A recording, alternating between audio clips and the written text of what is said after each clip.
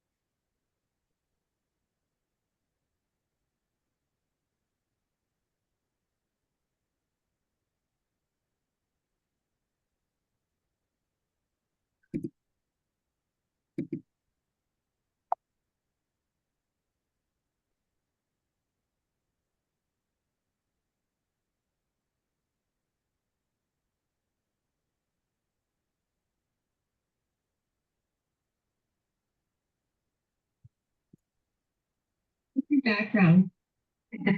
It's to hide the chaos that is actually around me right now. But it's kind of a happy one, isn't it?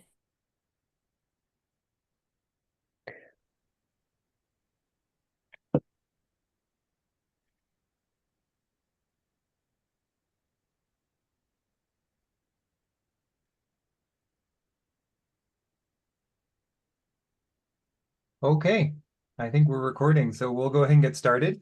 Welcome everyone to this first of a series of workshops on an introduction to Brightfields and EPA Brownfield Grants.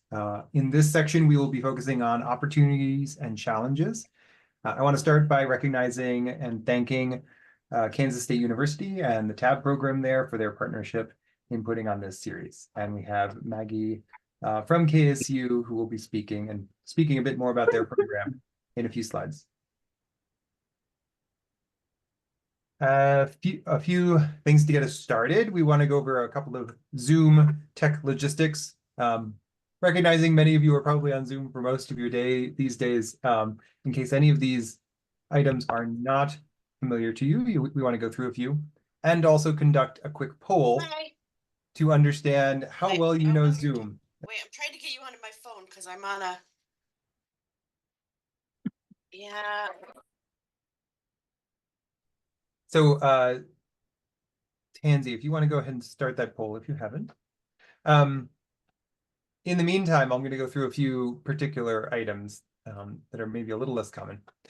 During the discussions, so not right now, but in the future when we are all in Q&A or in a discussion group, please feel free to, or we encourage you to use the gallery view so that you can see other participants during that conversation. To do that, click the view button in the top right hand of your screen, and then select gallery view. And that way you will be able to see other people's faces during the conversation. Second, we encourage or ask all of you to change your Zoom name to reflect your name, organization, and pronouns. To do this on the Zoom meeting controls, we suggest you click on participants in the bottom menu. Then hover your mouse over your own name and click the more button or the ellipses on the right side, and then click rename. And the image there shows you a little bit more about how to do that. Finally, we encourage you to put questions in the chat throughout the entire event. You can either send those chats to everyone or select a particular individual. And if you have any technical questions at all during this webinar, please send a message to my colleague Tansy Massey Green, and she'll help you out.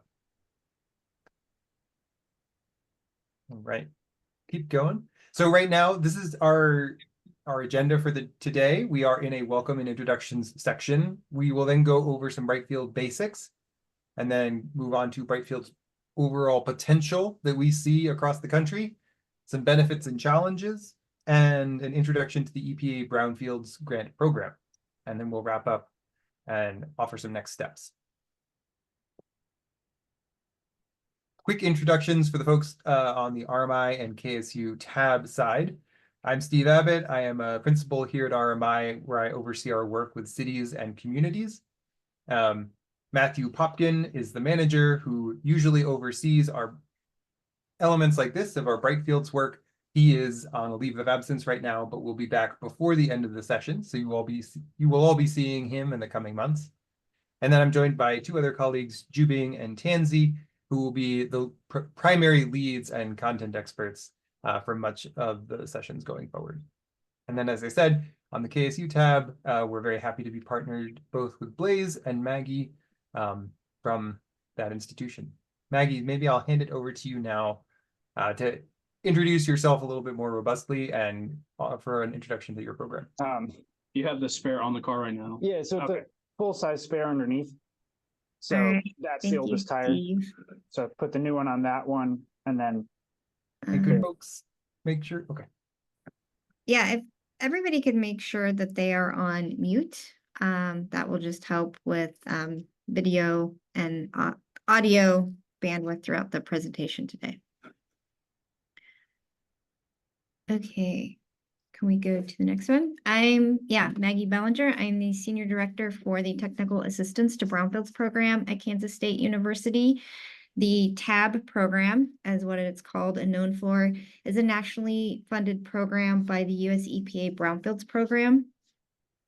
We provide free technical assistance to community and tribes that are revitalizing community through brownfields redevelopment. All of the services that we provide are really tailored to meet the specific needs of the community or specific site, and are offered at free at no cost to the community. We currently have, if you want to go to the next slide. There are currently 5 TAB providers that provide this level of support and services all across the United States. At Kansas State University, we are the TAB provider for communities in EPA regions 5, 6, 7, and 8. So the 21 states that you see there in purple on the map.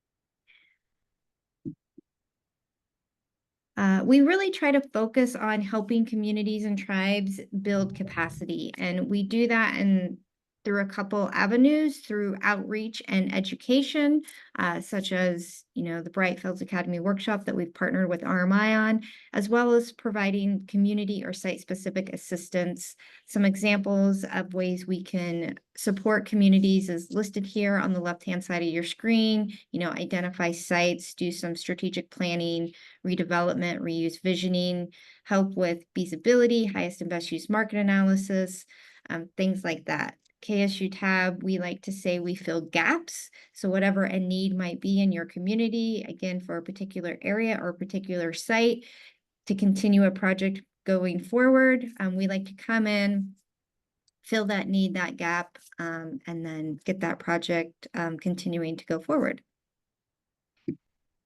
Next slide. Oh, maybe am I supposed to be doing that? Sorry, Tansy, I don't see the controls. So there we go. Yep. So we have several partners that help us provide the work. If you can kind of remember that coverage map, we cover a broad area and we are based in Manhattan, Kansas. So we have partnered with about 40 different entities all across the US. RMI is one such partner to provide various expertise levels of service. And here's just some of the additional offerings that we are able to provide to communities and tribes through our partnerships. And with that, I will turn it back over to Steve. Thank you. As a quick introduction to RMI, formerly known as Rocky Mountain Institute, we are an independent, nonpartisan, nonprofit organization dedicated to accelerating a prosperous, clean energy future for all. The image here you see is of our innovation center in Basalt, Colorado, way up in the mountains. It's a net zero building that operates throughout the year very comfortably. If you are ever in the region, please feel invited to go take a look. What we do, RMI was founded in 1982, and we try to combine research, whole systems thinking, and unconventional partnerships to help communities advance sustainable energy systems. And RMI is partnering with KSU TAB to help communities across America advance transformational Brightfields projects. So we have 3 goals. The first is to educate communities and site owners about brownfield reuse options that include clean energy. The second is to provide pre-development site evaluation and analysis to communities considering Brightfields. And the third is to provide other technical assistance and tools to help with reuse planning, funding, financing, and clean energy procurement. Few ground rules for this workshop. Some of these will be more relevant for late workshops later in the series, but we wanted to be consistent in offering all of them today as well. The first is we ask you to try to be present. So to the extent possible, close other applications except Zoom and pretend you were in an in-person meeting. The second is to be seen. So particularly during the discussion portions of the event or activities, we ask you to try to keep your video on so people can see you as you're talking. The third is be aware. So we ask that you keep yourself muted during presentations or when others are speaking and create space for others to contribute during discussions. And finally, we ask that you embrace the learning environment. This is an introduction to the topic for many of you in the room. And we want to stress very strongly that this is not a sales environment. So anyone who is seen selling their products or their services within this forum will be removed from the meeting. With that, I will turn things over to my colleague Jubing to start the content presentation. Thank you. Thank you, Steve, and thank you everyone for being here today with us. This is the Brightfields Academy. This is a series of workshops designed to help you to understand Brightfields. Also help you to gain the education on how to evaluate your brownfield sites feasibility for clean energy reuse.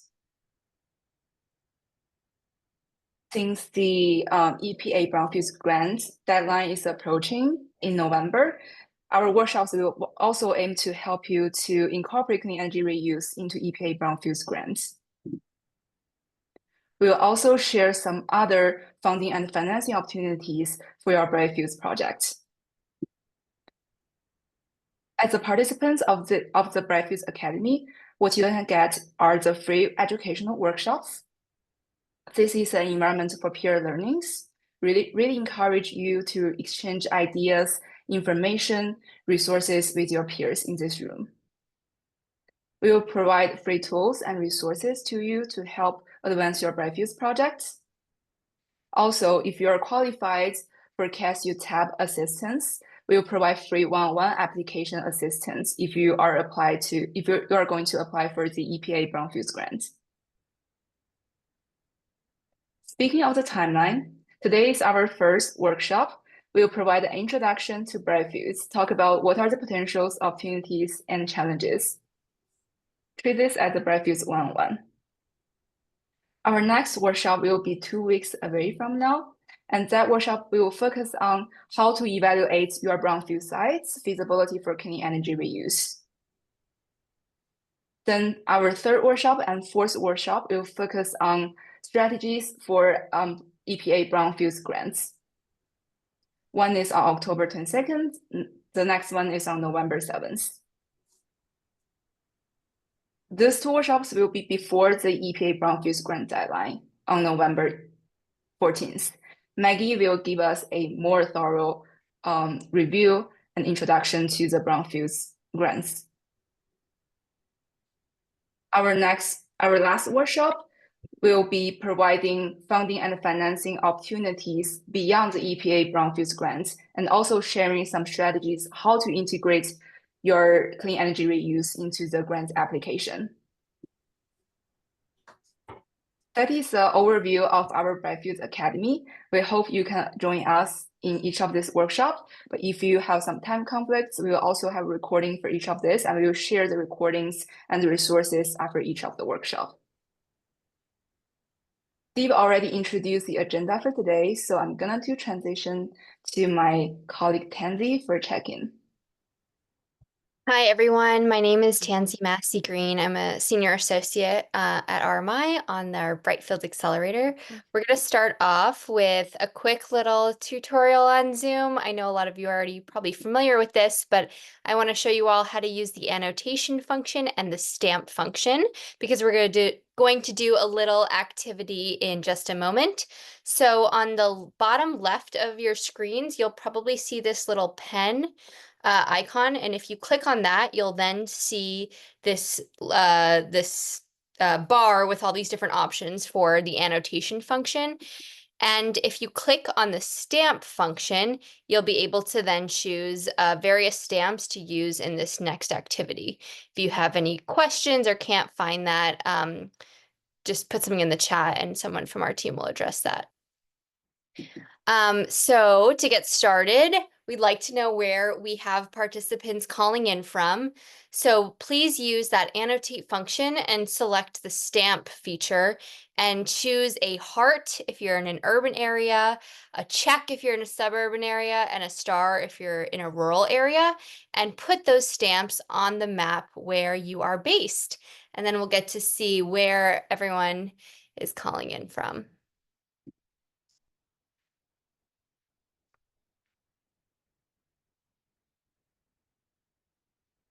And no worries if you make a mistake, it's happens to the best of us.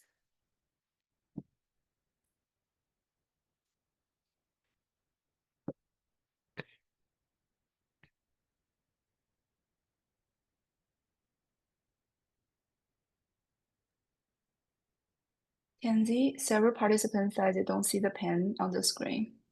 Oh, if that's the case, then there also could be an annotate option on the bar at the bottom of your screen. And if you click on that, same thing, you'll be able to see the bar that has the stamp option.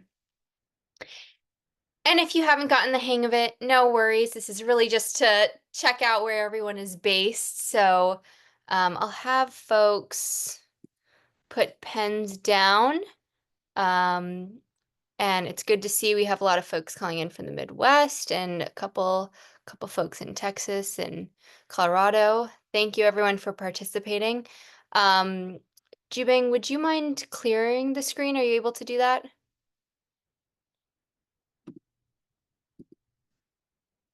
Oh, there we go. All right. And now everyone, we're going to do a little poll to see what brings you here today. So our first question is, let's see. Oops, I'm now annotating. What brings you here today? So if you could fill out that one, and then I'll pause that, share the results, and then we'll do another one right afterwards.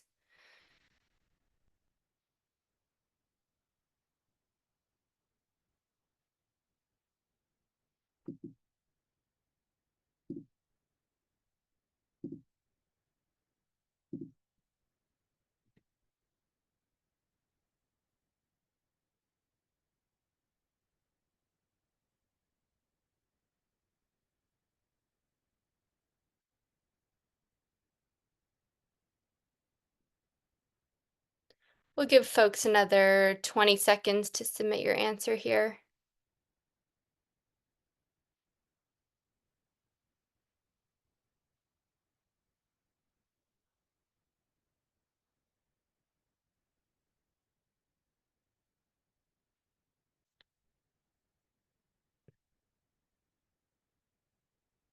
All right, I think that was maybe a little less than 20 seconds, but I'm going to end it now and I'll share the results. So it looks like we have folks coming to learn about clean energy development on brownfields, brownfield grant tips, brownfield remediation, and a couple of folks in with the other ones. So thanks for answering that. It's good to hear why people are here today. I'm going to launch another poll here to get a sense of where folks are in the room with your familiarity with different topics. So you can go ahead and fill this poll out now.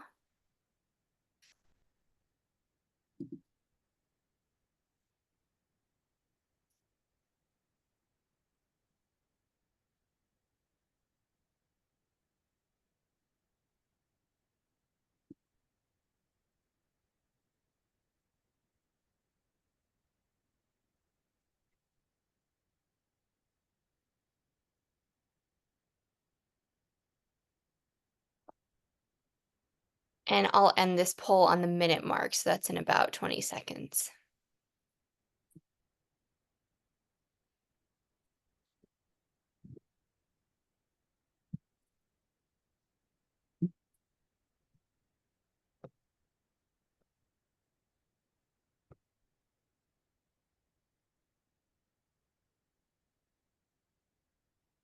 All right. Well, this is great to see. It looks like we have a distribution of folks' familiarity with different topics, but it seems like you're here ready to learn, and that's what we're here to provide. So thank you very much for sharing that with us. I'm going to go back over to the slides now. So right now we're going to cover basics, Brightfields basics, so that everyone gets a level setting understanding of what we're talking about here. We'll start off by defining a brownfield. A brownfield is a property whose expansion, redevelopment, or reuse may be complicated by the presence or potential presence of a hazardous substance, pollutant, or contaminant. And common brownfields include former industrial sites, inactive landfills and dumps, old factories, abandoned mines, and closed power plants. And when we think about Brightfield, it is a redevelopment where clean energy is built on a former brownfield or Superfund site. And these come in lots of different shapes and sizes. So as you can see on the left, we have some solar with ballast on top of, not sure what the contaminant is below there. And on the top right, there's a very large landfill solar project. And then in the bottom, we have a wind project on a brownfield site. So we'll touch on this in a bit, but they can be all different technologies. And actually, here's that slide right here. Most existing Brightfields use solar, but some include other renewable technologies. And as we just saw, there is some projects around the country that use wind. There's many more projects that use solar, but some have wind. So you can see that graph on the left shows that there's an overwhelming number of solar versus wind. But on the right, this graph shows that the amount of energy that's produced by solar versus wind is much, it doesn't look the same as the distribution of number of projects. This is because oftentimes the wind projects are going to be able to produce a lot more energy than a solar project. However, these are larger scale, usually more expensive projects. So when someone installs them, when they put them in, they're going to be a bigger bang for your buck, but they're less common than having a solar project, especially when you look at the smaller scale. We're now going to go over the potential for Brightfields. And what I mean by this is that Brightfields offer a large but mostly untapped potential market. So here's a map of where all the Brightfields are around the country, where you can see the yellow dots are the solar projects and the blue are the wind projects. And while these are the completed projects on the left, EPA has actually screened all the sites across the United States and found that there is over 190,000 potential brownfield site for clean energy redevelopment. If we were to look at just the landfills that are screened by EPA, these would yield 63 gigawatts of energy across the 4,300 landfills.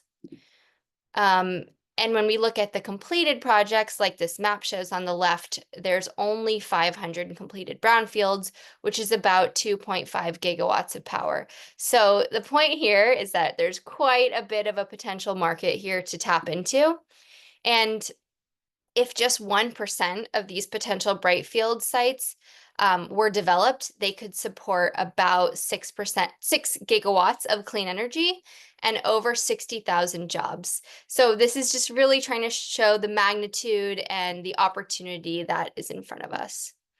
This is another example of a landfill solar project in Annapolis, Maryland, and this is a 17 megawatt project. And here there was very little to do, not many other options to do with for redeveloping a landfill. So solar is a great option, lots of land here for redevelopment for solar. And so while few states initially led the Brightfields push, these types of projects are becoming part of the clean energy transition across America. So in Phoenix, Arizona, there's a 10 megawatt project on a 118 acres of the city of Phoenix's landfill. In Pittsburgh, Pennsylvania, there's a 2 megawatt solar project installed on Old Steel Mill in Hazelwood Green. In Martin County, Kentucky, there's a 200 megawatt solar project planned on the shuttered mine land. And in Franklin County, Ohio, there's 50 megawatts of solar planned on a closed landfill. So these are really popping up all around the country. And while there are only 79 completed Brightfields projects in regions 5 through 8, there are more than 30,000 sites pre-screened by EPA for Brightfields reuse. So you can see there's quite a bit of those in the Midwest, but there's points all around regions 5 through 8 that are available for reuse. I'm now going to launch another poll. Let's see. This is just a fun little question to see if you guys can, if you have an idea of what we mean when we talk about megawatt projects. So in a how many homes per year do you think a completed 7.2 megawatt wind landfill project in Ohio has the potential to power?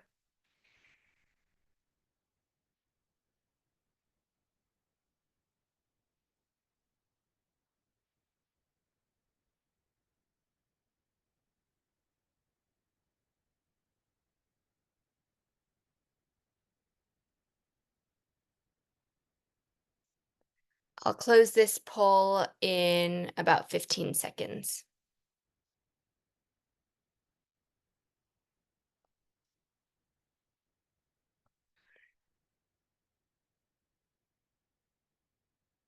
All right, thank you everyone for humoring me. A lot of folks did get the answer right, which is awesome. And the answer is that this 7.2 megawatt landfill project could provide enough power for 879 homes. So that kind of gives you the scale of what we're talking about with these types of projects. And the recently created and enhanced incentives in the Inflation Reduction Act, they increase the financial feasibility for clean energy reuse. So now with the Inflation Reduction Act, there are renewed tax credits that are available for renewable energy, and this is site agnostic. So they can be installed in a greenfield or on a landfill, and those tax credits are available.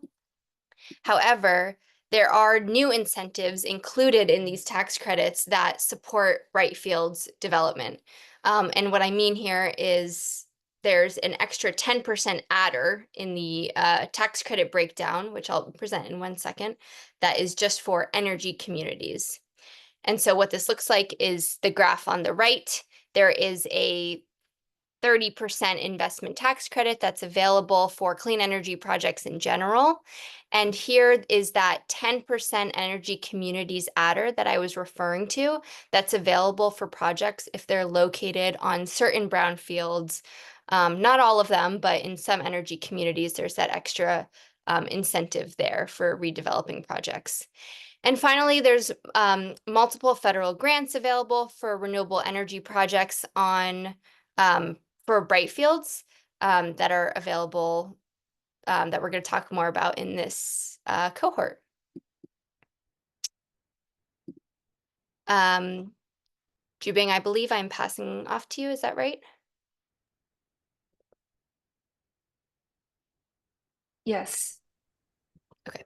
So we really have lots of opportunities to repurpose our brownfield sites and to be Brightfields. There are hundreds of thousands of brownfields available. EPA just pre-screen a small section of those. And the technical potential of Brightfields is also significant. Lots of those brownfield sites, they are like open flat lands that have not been used and are far away from the residential areas. So really good for solar can be. There are also new and enhanced federal incentives to advance Brightfields, like the investment tax credits. They have a energy communities adder, which many brownfields can be qualified for 10% bonus adder for that. By understanding what is possible for your brownfields, communities and site owners can repurpose your closed landfills and other brownfield sites with clean energy. And this can help broader community revitalization and improve economic development opportunities. Next, I want to talk about what are the benefits and challenges associated with Brightfields. Brightfields can deliver a wide range of local benefits. The first one is it helps restore blighted lands. Most of brownfields are underutilized and can stay underutilized for maybe a couple of decades. So it's great to turn something underutilized into something that can bring more economic and sustainability development opportunities. Brownfield projects can also help attract local investments. When I say attract local investment, that can be multiple layers. Layer one can be you attract the investment from the developers, but it can also be because you are providing the clean energy to some manufacturers or the corporates who have sustainability or renewable energy goals, or who want to reduce their energy costs. It can increase the chance to attract the investments and attract the manufacturers, which can further bring some employment opportunities. And of course, those Brightfields projects can create certain local jobs during the construction and operation period. In addition to that, we do see some local governments also try to improve workforce training through those Brightfields projects. Lots of brownfields are located in disadvantaged communities who have been suffering from environmental injustice for decades. So turning something who brought pollution to the communities before into a clean energy site that can help enhance environmental justice. And of course, this can support public health as we are cleaning the site and cleaning the contaminated sites. Also, it can be a way to generate positive pride that you are taking the leadership in promoting economic development, promoting sustainable development, and help with the environmental justice of your communities and residents. I will use 3 examples to demonstrate how communities harness those benefits of Brightfields. As I mentioned before, many brownfields are within or adjacent to communities that are historically neglected, and majority are non-white populations. This is the example in Washington, D.C. So that site was contaminated for years of gas station residue. And then it was turned into a solar farm, which is 2.65 megawatts. And this solar farm is a community solar project. It aims to provide low-cost power to the qualifying residents in Ward 8. In Ward 8, most of the households are Black and 20% are below the poverty line. The results are great, that the project lowered the electricity bill by 50% on average for subscribers to this community solar farm. And this translated into around $500 per year. And also this project helped restore native ecology. Next, I want to talk about the benefits of create local jobs. I know lots of the local governments, tribes, and nonprofits here today are really want to help bring more local jobs into your communities. This is the world's largest landfill solar farm planned and permitted for low-income and historically marginalized Sunnyside neighborhoods. That solar project is planned to be a 52 megawatts on 240-acre closed landfills. With such a large project, we are expected to power over 10,000 homes. What I really like about this project is that project includes a solar training program that will support a local and regional workforce. And I will show you the last example, which is my personal favorite. The previous two examples are built in large cities, Washington, D.C. and Houston, Texas. This project is in Wise County, Virginia. Wise County has a much smaller population than those urban areas, and it was traditionally and historically reliant on coal production. So what they figured out is they have this abandoned coal mines, and they co-locate a solar farm with a data center. The data center approached the county and expressed their interest in using renewable energy to achieve their clean energy goals. So the county proactively explored whether they can repurpose this abandoned coal mines into a solar farm. And finally, they built this 3.5 megawatts solar farm on 22-acre coal mine site. Like Houston, the Wise County government also partnered with local college for renewable energy training and offer solar-related internship to high school students. When I talked with the county, they told me that they are now considering co-locating more renewable energy projects with data centers and other energy-intensive industries, as they sense that some data centers and manufacturers might want to procure clean energy. So that can be a good way to also attract investment. Among all types of brownfields, closed landfills are particularly promising sites for hosting solar energy. The first reason is they're usually flat, open, and they have good sun exposure. They don't have shades, and they are far away from the populations. And landfills usually have very limited options because they're highly contaminated in the past, and also because the landfills has a cap where you cannot really add some buildings on it to disturb the land. But for solar, you do not need to disturb the land. You can do all the constructions above the ground. And also there's very important elements of environmental justice. Like communities who are around the landfills are usually the disadvantaged communities. And it has lots of potentials for scale. We have thousands of active landfills in the US and many thousands more that are already closed and inactive, waiting for being reused. With that, we will do an annotation activity again. For folks who are not able to do the annotation earlier, no worry. You can also chat. You can also put your thoughts in the Zoom chat. But to remind, you are able to find the pin on the left side of your screen and do the annotation.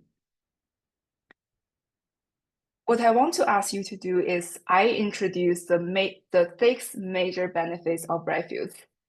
I want you to annotate on this screen to tell me which of these benefits are the most important to your community. Please choose either 1 or 2. And if there are some benefits you value are not covered here, please share in Zoom chat.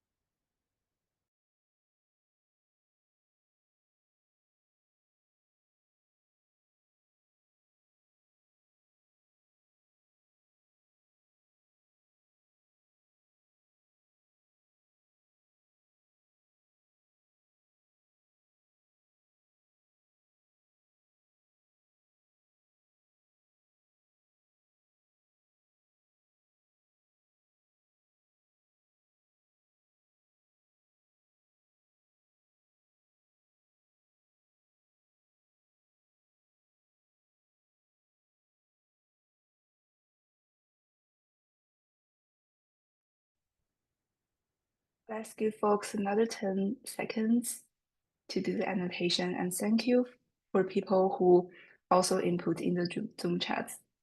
Sorry about the technology difficulty here.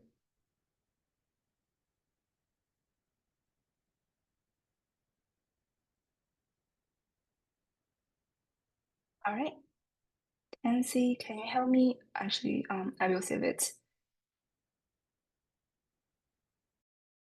Thank you everyone for doing the annotation and sharing with us what your priorities are and what benefits are the most important to your communities. We see most of the communities really want to restore the abundant and underutilized lands, want to attract local investments, want to create more local jobs, enhance environmental justice. And I will advance.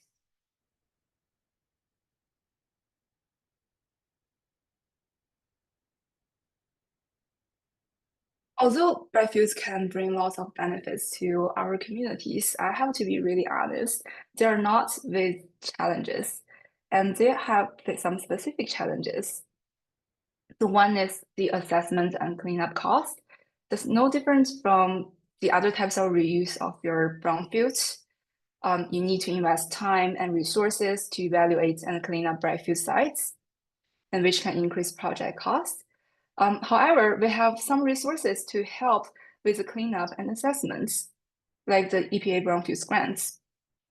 And also, compared to certain types of reuse, like residential buildings, a solar farm needs maybe less cleanup. The second challenge are the federal, state, and local regulations. There are permitting issues, there are zoning issues, land use issues, and you also need to go into layers of environmental reviews, which will all add complexity to site requirements compared to site a solar farm or a wind farm onto a non-brownfields. However, we do see some local governments are proactively to address the permitting and zoning and land use issues to create more opportunities or to reduce the challenges for developers to build a solar farm. Site remediation timeline is also a concern. It will likely to be your remediation activities need to be completed before beginning your project construction. And also there's a issue of liability between stakeholders. Sometimes there's a lack of clarity on the liability, and that is really, really important because that means for the developers, they might view contaminated sites as riskier.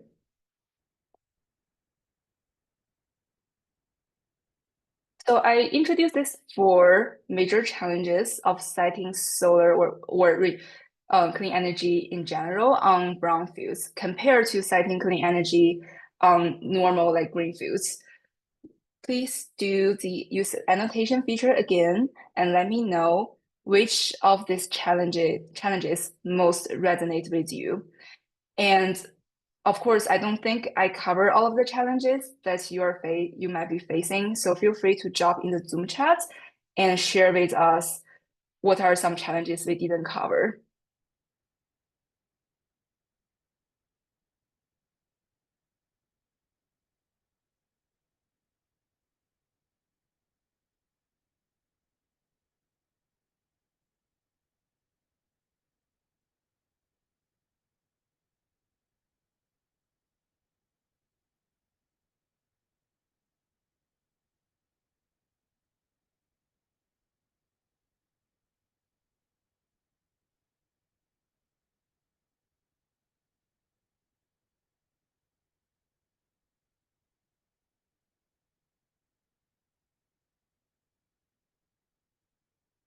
I saw 2 questions in chat related to the processes and timelines.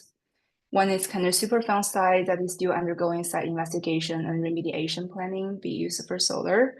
I'm not an expert on brownfields assessment and cleanup, so I might direct this question to Maggie.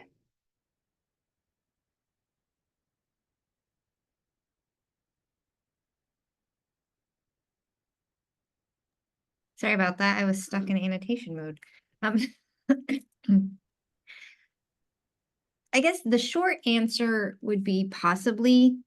It would really all depend on where that Superfund site is at in the timeline and if there's any, if they anticipate any restrictions being part of, the cleanup remedy, could panels, be installed, things like that.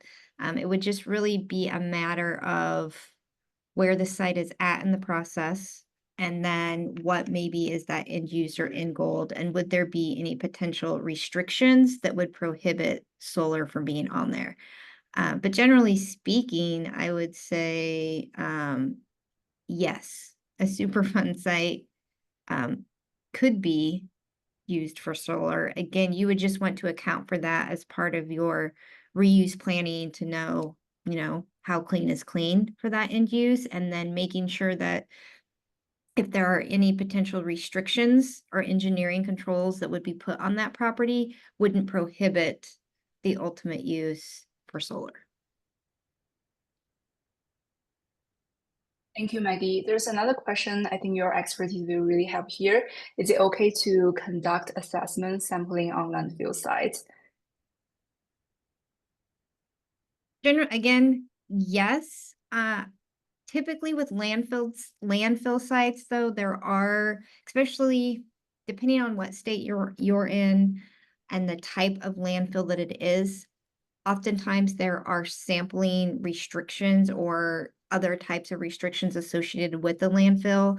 If it's of course, if it's a current landfill, they're probably permitted they already have a permit. And so they have to do, ongoing sampling and investigations and things like that. If it's a closed landfill, depending on how it was closed and under what program it was closed, they may be required to do additional sampling. There could be restrictions on that closed landfill. And so it would just be really understanding what those restrictions are. Does it allow additional sampling or not? So it really varies. But I would say for most landfill sites that we see, I mean, as long as you're working with the local regulatory authority that kind of oversees the landfill and understanding what you can and can't do, I mean, most of them are willing to work with you because, landfills are, they take up a lot of space, right? And so if there is some beneficial reuse that won't jeopardize, say, a cap or jeopardize anything that had been done to clean up a closed landfill or maybe an active landfill, yeah, most regulatory agencies that I've seen are definitely really willing to work with folks.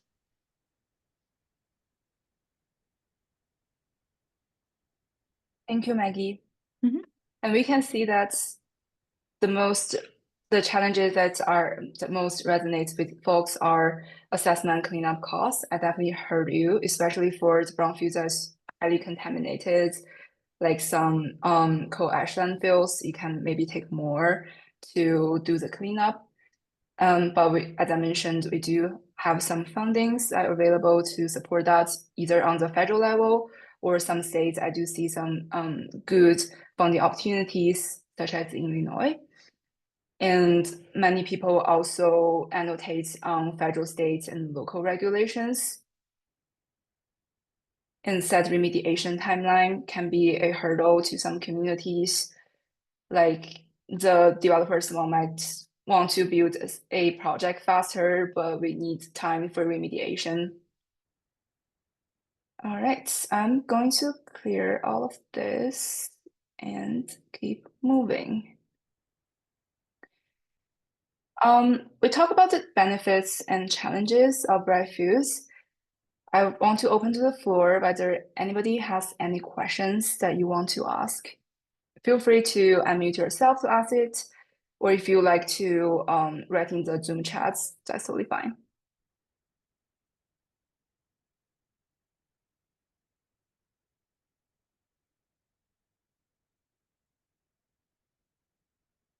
Okay.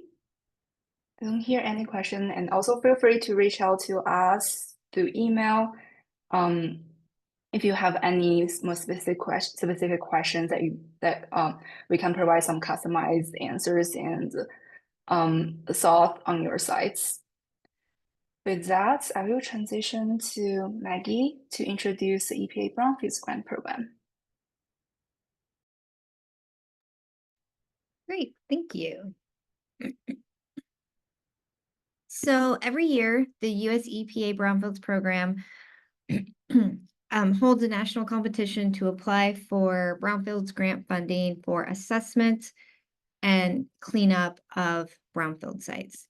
And this year, they are offering assessment grants, revolving loan fund grants, and cleanup grants. Multi-purpose grants are offered every other year, same as revolving loan funds. So those of you that might be familiar with these type of grants, just know that this year is an on year for revolving loan fund, an RLF, but an off year for multi-purpose. Next year, it'll be multi-purpose and not RLF. So this year, this is just a quick overview of the grants being offered and how much. So for assessment, there are 3 types of assessment grants being offered this year. A community-wide assessment grant, you can apply for up to $500,000. You could form a coalition with other entities and apply for up to $1.2 million. And if you are a state or tribal entity, you can also apply for up to $2 million for assessment. What can you do with assessment grant funds? You can develop inventories. You can go out and identify sites and then prioritize those sites, get them assessed, evaluated for cleanup and reuse. You can develop reuse plans, cleanup plans for those sites that you assessed. You can also conduct community involvement activities such as planning, community engagement, things like that. Assessment grant dollars, think of it as a way to identify sites and then evaluate and then plan for that ultimate cleanup if needed and in-use goal.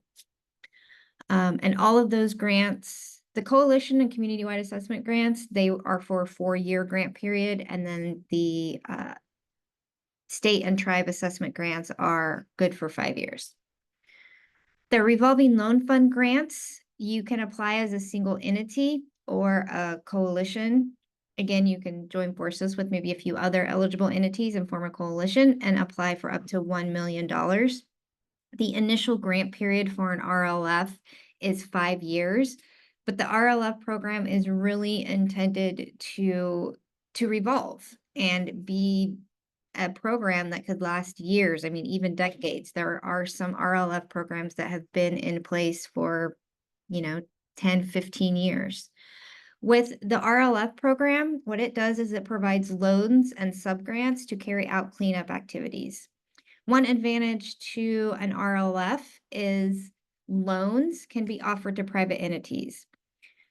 Generally speaking, any other brownfield grants, assessments, cleanup, multi-purpose, even if you are working through the local state brownfields program or the federal, like EPA brownfield programs, private entities are not eligible for those grant funds. But under an RLF, or if there's an organization in, say, your region or your area that has an RLF program that you can tap into, they can offer low interest rate loans to private entities. So it's really having an RLF grant and establishing a good program is really can be productive for communities. Again, revolving, the intent is to generate program income. So you loan out and then you take the interest from that loan and then that becomes program income. And then over time you build up funds that you can use for cleanup. You can also use program income for other types of activities. 50% of the initial award must be in loans and not subgrants. Again, program income allows more flexibility. So the more loans that you issue within that first 5 years, the more income you can generate, then the more flexibility you can have to do other activities and or grant more money. Cleanup grants, again, this year are offered in 3 separate buckets. So they are going to have a $500,000 bucket, a $2 million bucket, and apply for up to $5 million bucket. Cleanup grants can be used for sites that have been fully characterized and you're ready for cleanup. To have a really competitive application on the cleanup proposals, they're going to want to see that site being fully delineated and that once they get grant funds awarded, cleanup, can take place. You can also use cleanup dollars to implement engineering or institutional controls. You can apply to use cleanup grant dollars on a single site cleanup, or maybe you have multiple site cleanups. The kind of caveat to that is the applicant applying for cleanup grant funds must be the owner of that site when they go apply for the grant. So if you are applying or thinking about applying for a single grant, but you want to address multiple sites, you would have to demonstrate as the applicant that you own all the sites that you want to clean up. We are still in the infrastructure law funding period. And so right now, with the revolving loan fund grant and cleanup grants, there are no cost share requirements.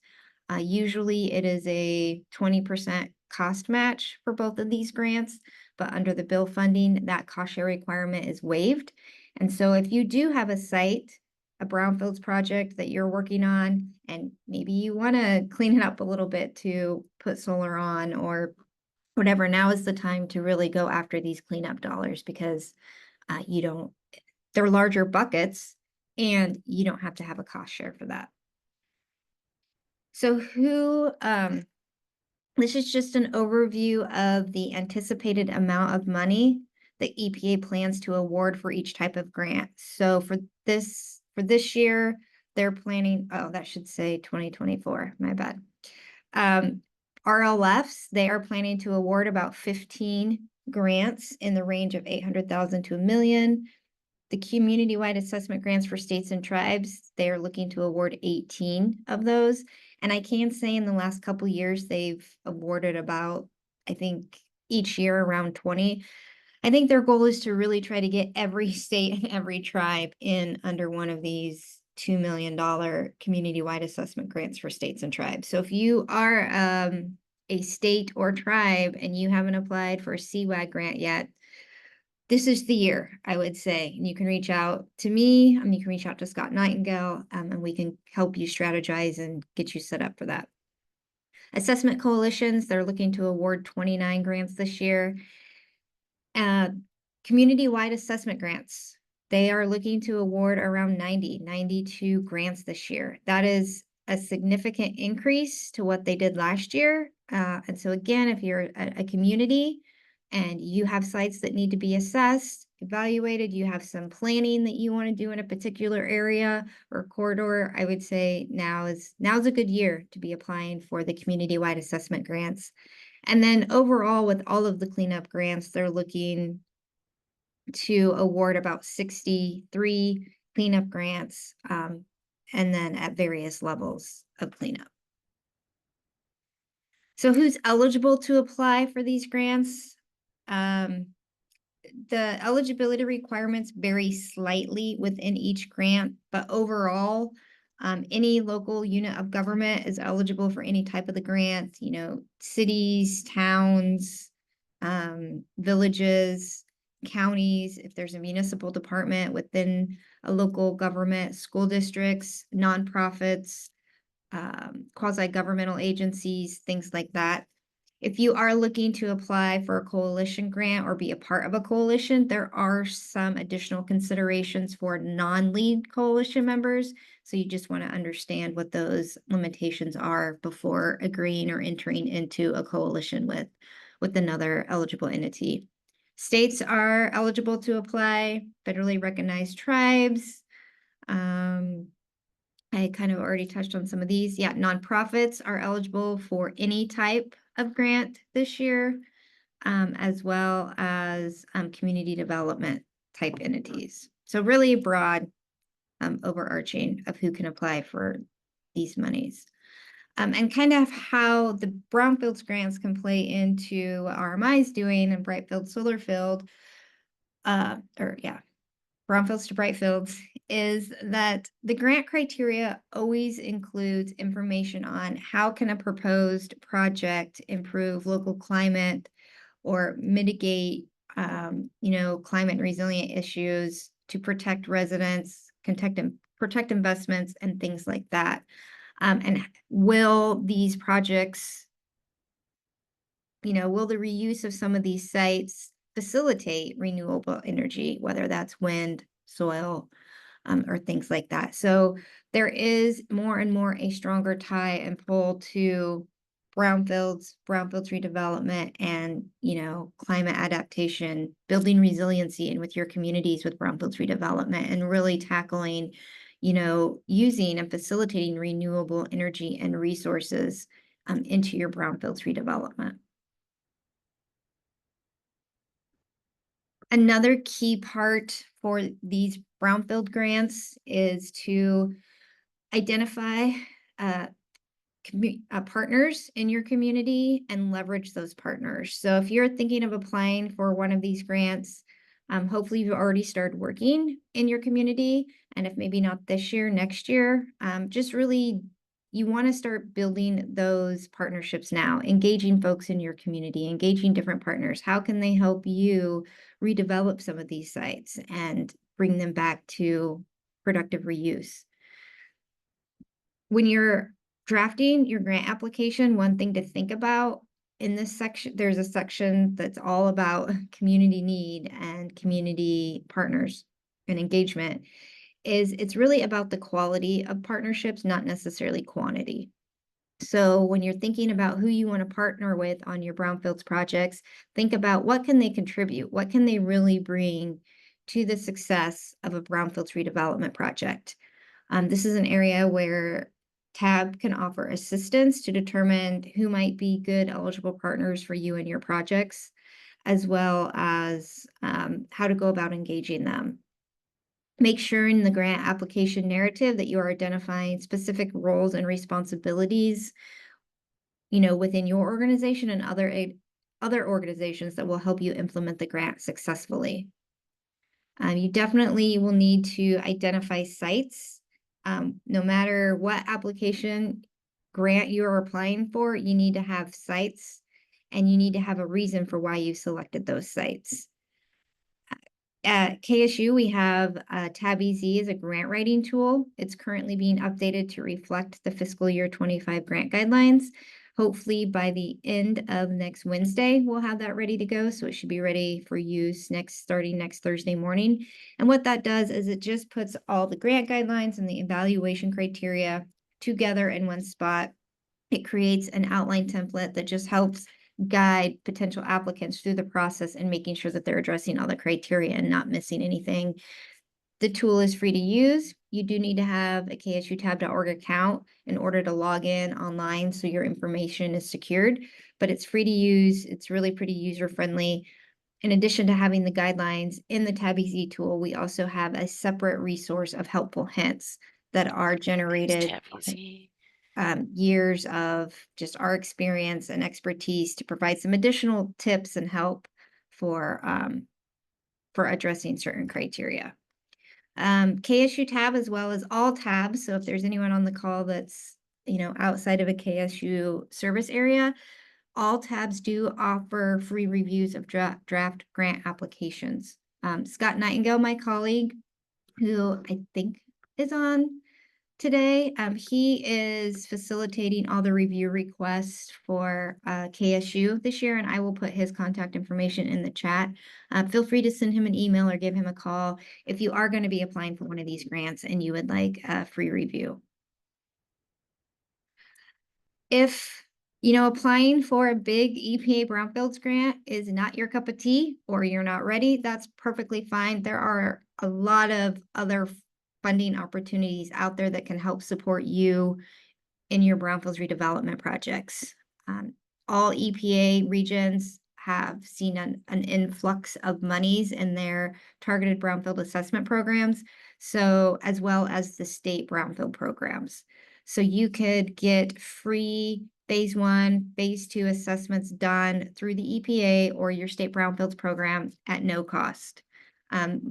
Both do have an application process, so you still have to kind of apply, but it's usually a 2-page. Again, they just want to know the site address, some information about the site, but you can get those assessments done for free. There's also a lot of additional funding out there for, the non-environmental work. So if you need help with reuse visioning or site design, financial planning, All the TAB providers, that's some of the services we can offer for free. Through the EPA Land Revitalization Technical Assistance Programs, all EPA regions have a kind of technical assistance arm that they can offer this level of service. There's also several other just general technical assistance providers that are under contract with EPA, and I included a link here to help you in that way if you yourself don't want to apply and manage a big brownfields grant. There's also Brownfield job training grants available every year. That competition just closed. The NOFOs usually come out in the summertime. And then there's right now open, it closes on November 21st, are in the environmental and climate justice community change grants.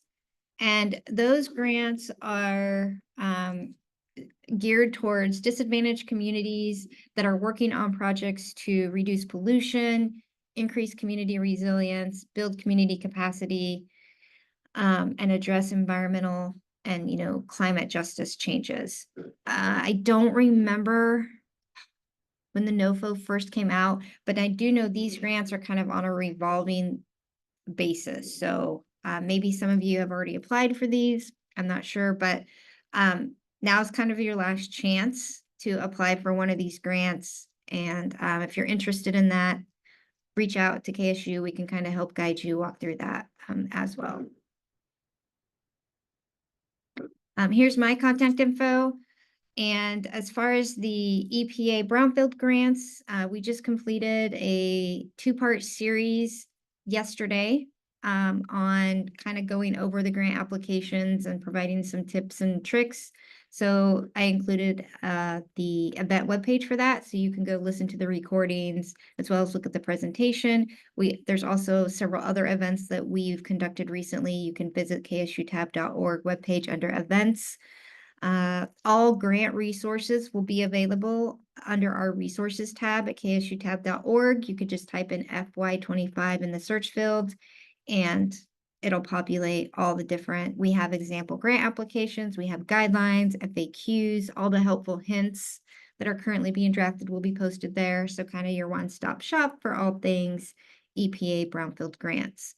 And Scott is on and he did put his information into the chat. So if you have questions about an EPA Brownfields grant or you would like a review of a draft application, reach out to Scott. And now I will pass it back. Or I guess, do we have time for questions? Yes, I have. Okay, so yes, if anybody has any questions.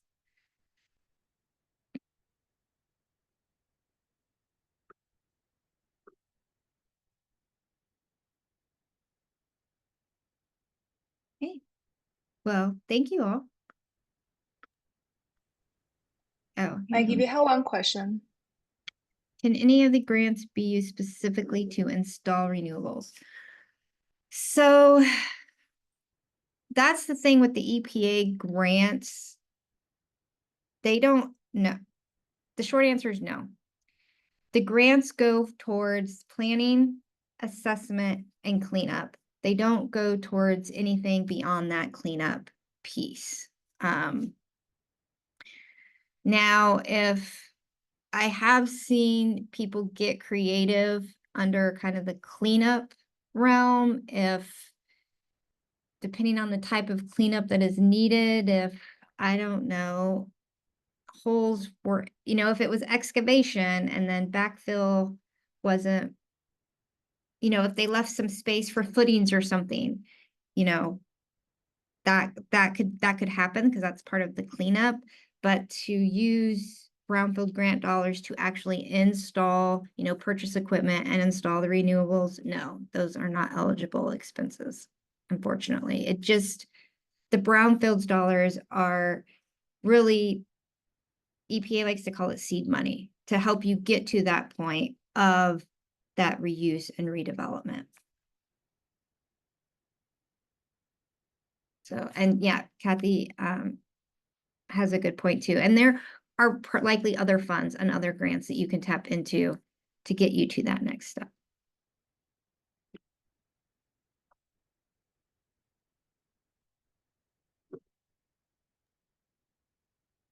Any other questions for Maggie?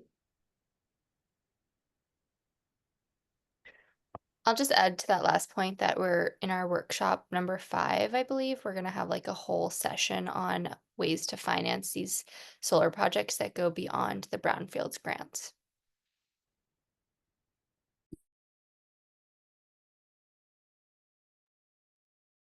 Thanks for the note, Tansy. We also have a tool called Afford that you can easily access online, that you can easily show and search for the federal funding opportunities and incentives relevant to Brownfields projects.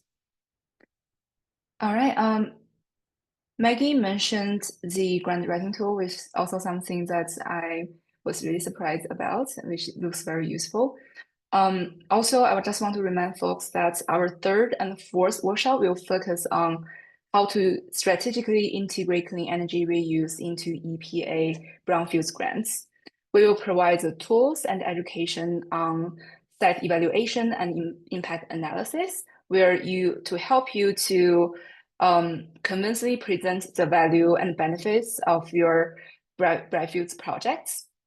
And we will also highlight key sections of the Brownfields grant application in guidance, like where you can read things about your renewable projects and provide insights into the NOFO requirements, and also review some successful applications as examples.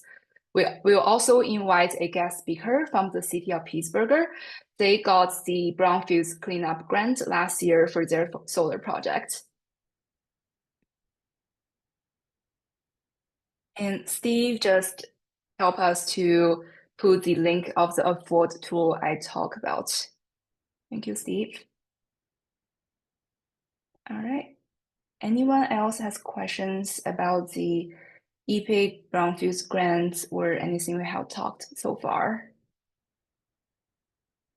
Not, I'm going to advance slides. So we're going to wrap up.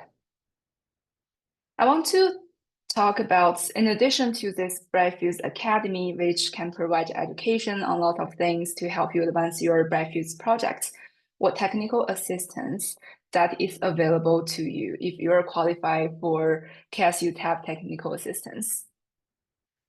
We have been working with many communities to help identify their most promising Brightfields opportunities.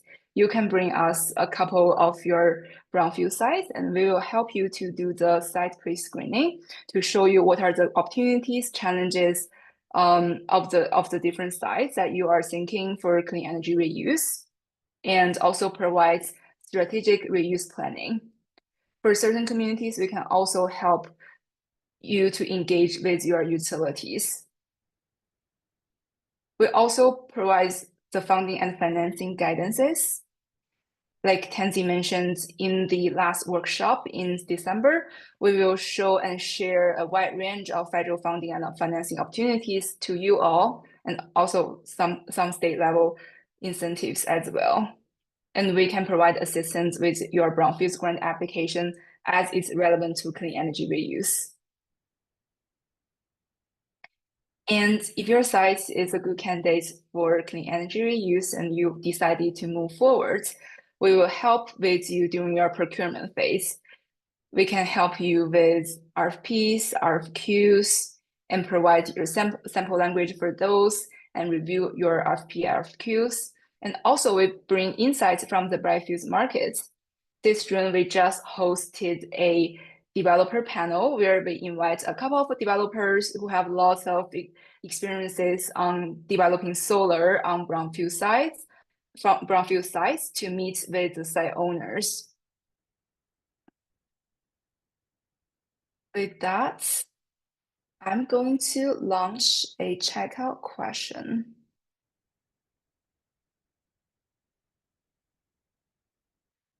Really want to hear from you. What is one thing you learned today that resonates with you the most? And what is one thing you're hoping to learn in the rest of the Brightfields Academy?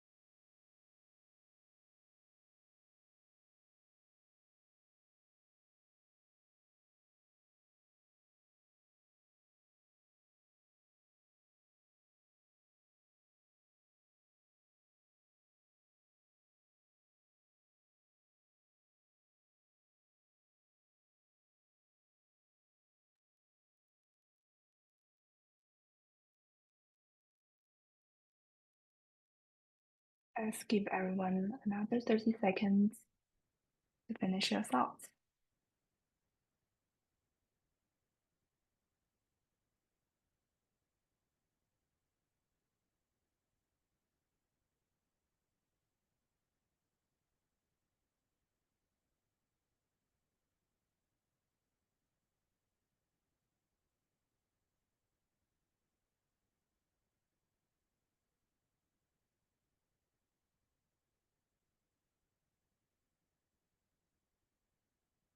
I will keep the poll on if anyone's still working on it.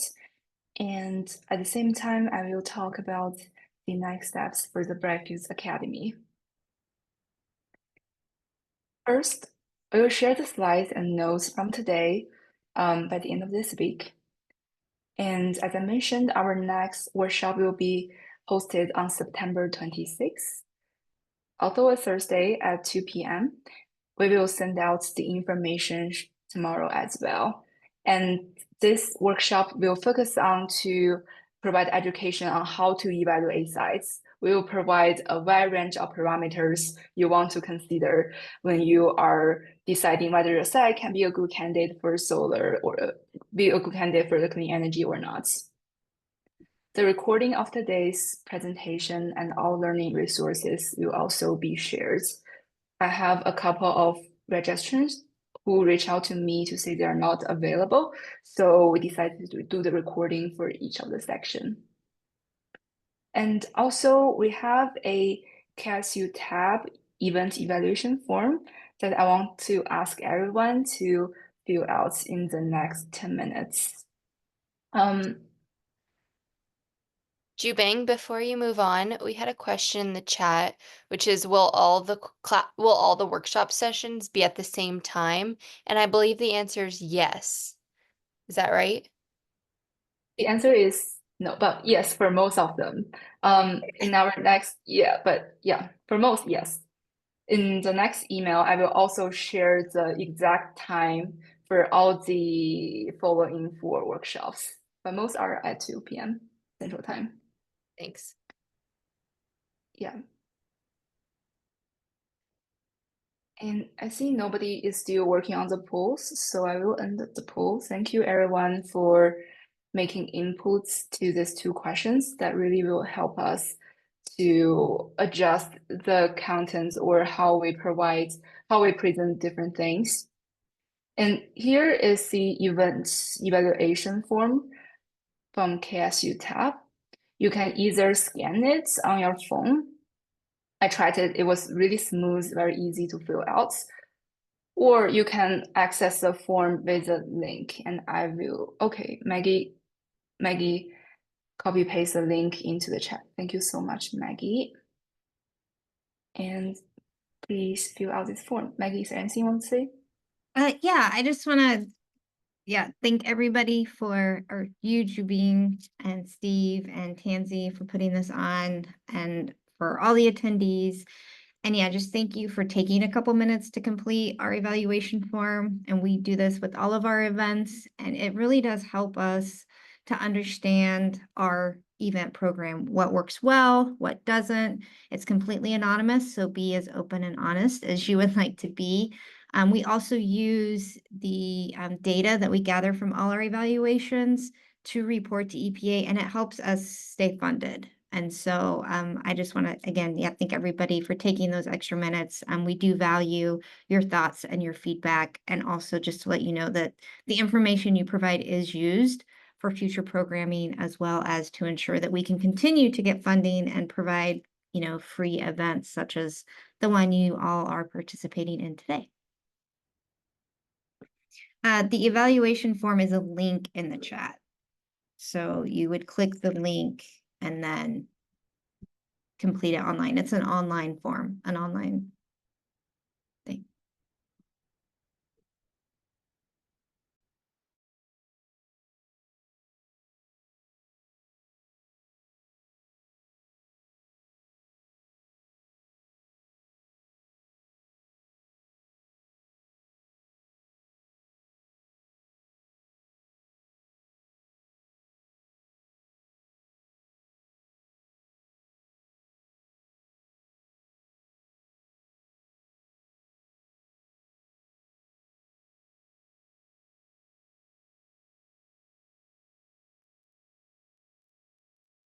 Again, thank you everyone for joining us today, and feel free to leave the meeting once you finish filing the evaluation form.